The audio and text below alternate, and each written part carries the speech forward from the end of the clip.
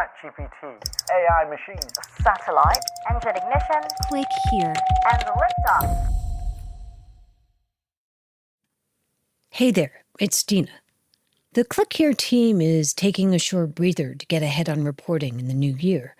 And when we come back in January, we've got a little surprise waiting for you. It involves transmitters and antennas. More on that soon. But for now, we wanted to revisit a conversation we brought you earlier this year about the role of artificial intelligence in psychiatry. I spoke with Dr. Stephen Xenakis. He's a psychiatrist and retired Army brigadier general. And he's always had an open mind when it comes to cutting-edge technology.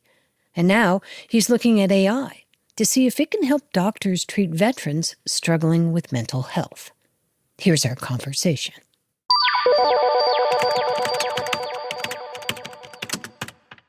I'm a psychiatrist, spent 28 years in the Army. I came in 1970, retired in 1998 as a brigadier general, working with military families and veterans, and do a lot of public health activity as well. You know what you forgot? Your name. Oh, Stephen. So I'm Stephen Xenakis.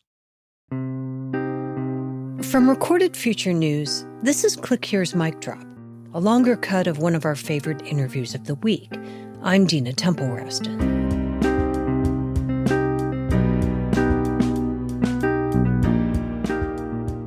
So when you think of a psychiatrist, you probably have a picture in your head.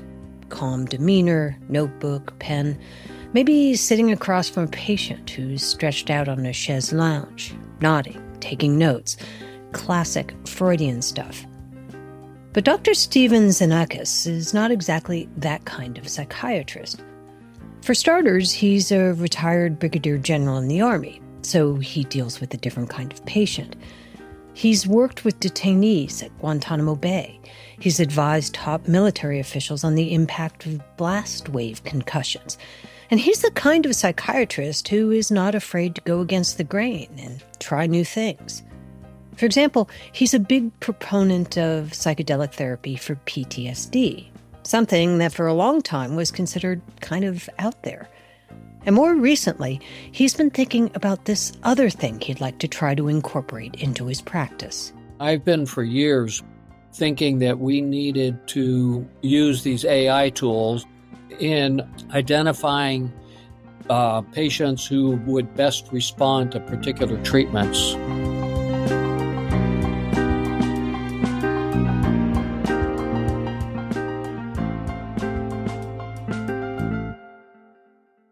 Stay with us.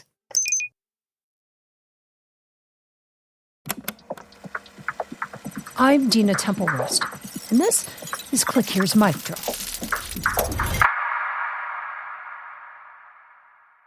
Stephen Xenakis often spends the day navigating the fragile terrain of the human mind. His patients include veterans, men and women who have seen war up close and have lived through things most people never even have to imagine. Now these veterans are home, but home isn't always a place you can simply return to. And they're struggling.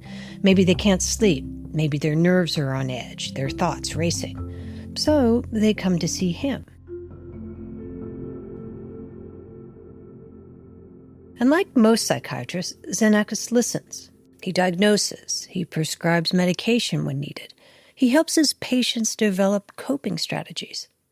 Now, psychiatry has always been part science, part detective work, and part deep human connection.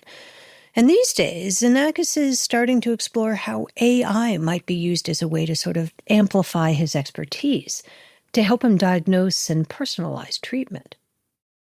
Can you give me a hypothetical of how it would work? Well, the hypothetical would be, and we have tested this out, is that a patient comes in, let's say a veteran, and we know that these veterans have multiple problems. They've got PTSD, many have been exposed to trauma, and they have traumatic brain injury, they have had other injuries, so they've got chronic pain, they may have sleep problems, they may have been exposed to medications that have also made them feel more anxious or cause thinking problems. And they come in for an interview. and they say, look, I need some help here. So how do you figure out what this person needs? The traditional response was use a questionnaire, fill in some bubbles, rate your mood on a scale of 1 to 10, things like that. But Dr. Xenakis says, no, that's just not enough. We're getting away from questionnaires. That's what I'm trying not to do. I think questionnaires, I think are too crude. That's standard in the field, but I don't think they get the kind of nuance, subtleties that we get just from an interview. What Dr. Xenakis would do instead of multiple choice questions is a more open-ended kind of interview with the patient. It would just be a raw interview that could be uploaded and compared to what we think is our reference interview or our sentinel, and how close is the correspondence. And because of the way these large language models work, they're able to find key words and nests of words that show what the correlation is. So this goes way beyond, it's quantum leaps beyond a questionnaire. So this is the idea. Not just forms, not just checklists, but something closer to the way real conversations work. And then AI would help doctors scan those conversations and pick up on things that might otherwise get missed. Maybe just some nuance that got lost in the shuffle of a long conversation. Or it could be something that a psychiatrist just doesn't have expertise in, but the AI has been programmed to understand. Dr. Xenakis says his interviews with patients would be structured in a way to actually help the AI. So would there be set questions so that you could compare apples and apples? Just a good clinical interview. I mean, I think good clinical interviews have set questions. I mean, what is the problem? How serious is it? How long have you had it? You know, what other problems do you have like this? I mean, what's the history? Have you had? I mean, it's just a good clinical interview. Right. Are you sleeping? Which is usually a pretty good one. Yeah, exactly. To tell us something's off. I see.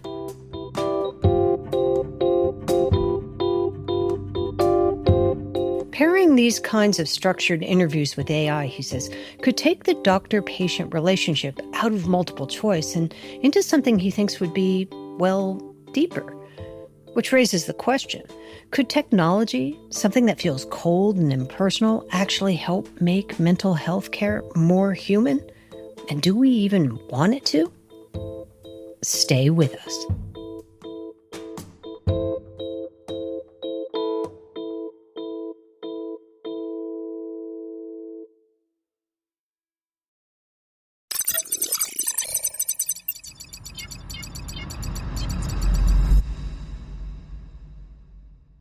So imagine you're a psychiatrist in a small town, maybe in Wyoming, maybe Alaska. You've got veterans coming into your office, and some are struggling with PTSD, others with pain that just won't go away. And they need your help, but you don't have a huge team. Instead, you have a backlog of patients and not a lot of resources to go around. What Dr. Xenakis hopes AI can do is give doctors access to something that could both extend their expertise and make the treatment process more efficient. By connecting doctors to a system that could take every interview, every conversation they've had, and compare it to thousands, maybe hundreds of thousands of other conversations. Are there particular places where you think this would be particularly helpful? I mean, look, I think it'd be particularly helpful outside of our urban areas, places where we don't have a good number of mental health people, and yet we have a number of patients that are really seeking help. In the military, there's a term for this kind of thing. It's called a force multiplier.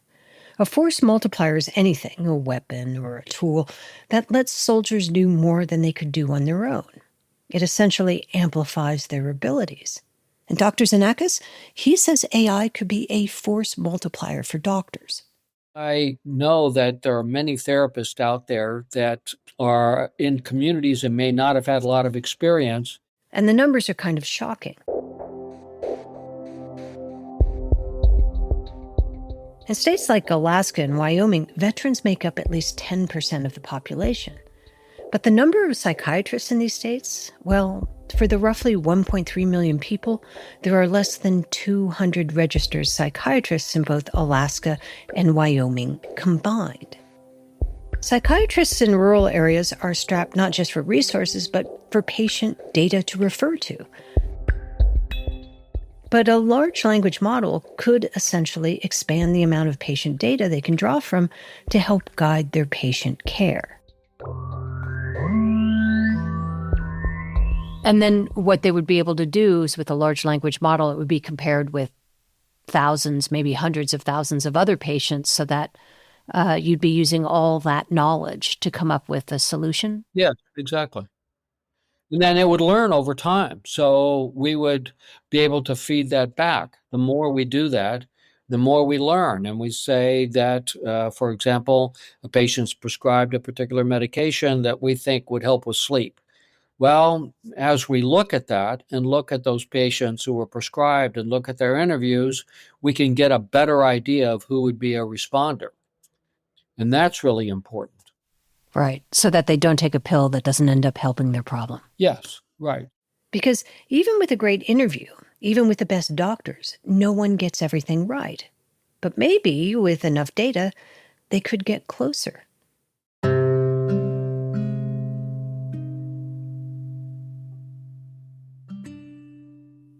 So let's be honest. Anyone who's ever gone to a doctor has probably fudged a thing or two. You say you exercise a few times a week, but really, was it twice? Once? Not at all? You tell your doctor you sleep okay, but if they asked you how many hours, how much was deep sleep versus light sleep, you wouldn't really know. Xenakis knows this. He knows that some of the information he gets from his patients isn't exactly, well, precise. It's really hard to get good information from your patients about how well they slept or really did they exercise. Not that any of this intentionally being misrepresented or, that they're not intentionally not disclosing to us. I mean, how well did you sleep? I don't know. But now, we don't have to guess about some of those things because we have wearables. So think about something like an Apple Watch or a Fitbit. It tracks your heart rate, it knows how many steps you take, it even knows, down to the minute, how much deep sleep you got last night. And when doctors have access to that kind of data, it changes the game. So let's look at that, and then let's look at what you did, or let's look at your diet. And the more we have that, and we can look at it together, the better decisions we can make, and then we can decide what treatments might work best with you as we think about either medicines or activities or cognitive behavior therapy. Because mental health isn't one size fits all. What works for one person might not work for another. But AI, these wearable devices, and the technology being developed now, Dr. Xenakis says this is a real turning point, a way to customize treatment better and get past the guesswork. So I just got a new Apple Watch. Uh-huh. And so I have it tracking my sleep because I was interested. I'm not really interested in all the exercise stuff and heart rate and all that other stuff.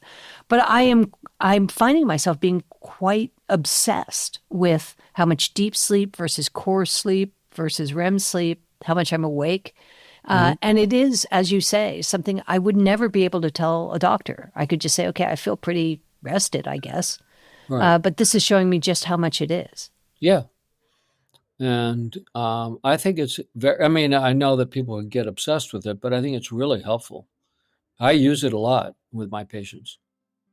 Using technology in psychiatry, it sounds futuristic, maybe even revolutionary. The rub is that psychiatry isn't an equation.